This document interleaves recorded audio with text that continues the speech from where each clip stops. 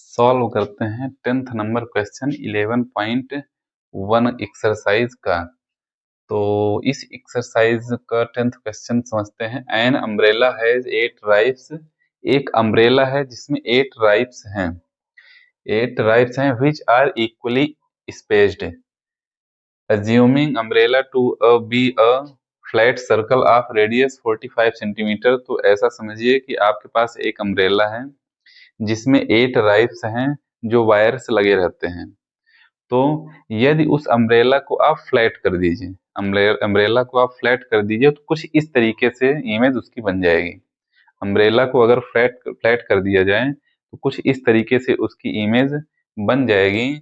और जिसका रेडियस इसमें दिया हुआ है, इसमें रेडियस दिया हुआ है कितना, 45 सेंटीमीटर। इस राइप्स का रेडियस कितना दिया हुआ है, 45 centimetre. Find the area between two consecutive ribs of the umbrella. तो टू कंसेक्यूटिव यानी एक साथ लगातार, देखिए 2 कंसेक्यूटिव ये राइप्स हो गए, ये दोनों राइप्स हो गए। इन दोनों राइप्स के बीच की एरिया हमें फाइंड करनी है। इन दोनों राइप्स के बीच की एरिया फाइंड करनी है, यानी यह एरिया हमें फाइंड करनी है, यह एरिया हमें फाइंड करनी है। तो चलिए फाइंड करते हैं, सॉल्व करते हैं इसको।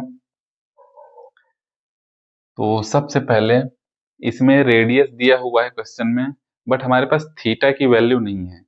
इन दोनों राइप्स के बीच में जो एंगल बन रहा है, कितने डिग्री का एंगल बन रहा है, वह एंगल हमें नहीं पता है। तो सबसे पहले एंगल को फाइंड करते हैं कि एंगल कितना है। तो यहाँ पे लिखेंगे एंगल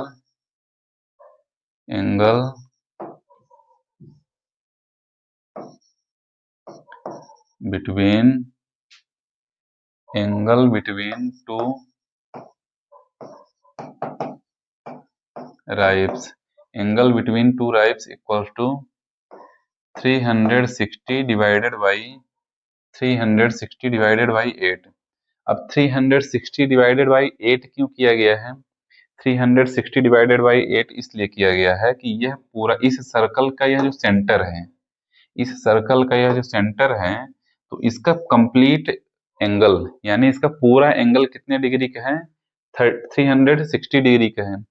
पूरा एंगल इस सेंटर का कितने डिग्री का है, 360 डिग्री का है। तो यदि 360 डिग्री का टोटल एंगल है और यह जो राइप्स बनी हुई हैं 8 इक्वल पार्ट में डिवाइड कर रही हैं, 8 इक्वल पार्ट में डिवाइड कर रही हैं, तो जब 8 से डिवाइड कर देंगे तो यह एक एंगल मिल जाएगा, हमें एक एंगल मिल जाएगा। तो डिवाइड करके देखते हैं कितना आ जाएगा, 8 4 जा 32 एंड 8 5 जा 40। तो थीटा की वैल्यू हमारे पास आ चुकी है 45 डिग्री। और थीटा की वैल्यू आते ही हम फार्मूला यूज करने वाले हैं, एरिया ऑफ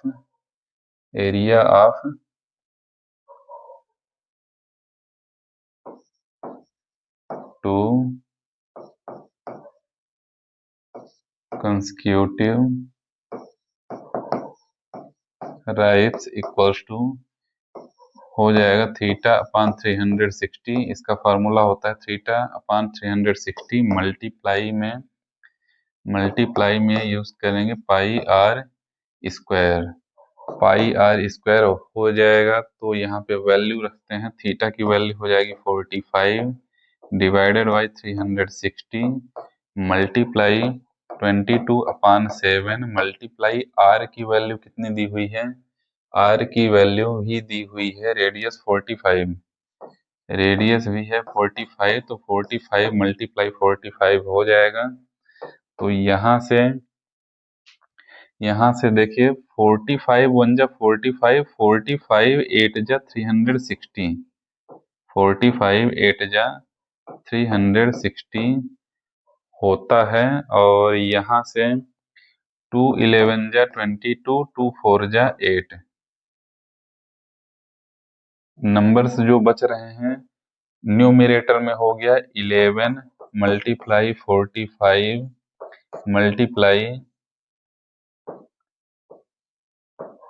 45 डिवाइडेड बाई, नीचे नंबर क्या है डिनोमिनेटर में 4 मल्टीप्लाई में 22,275 डिवाइडेड बाई 7 4 जा 28, 7 4 जा 28 और यूनिट हो जाएगी इसकी सेंटीमीटर, सेंटीमीटर स्क्वायर इसका फाइनल आंसर हो जाएगा। और इसी के साथ क्वेश्चन नंबर 10 हो जाता है समाप्त।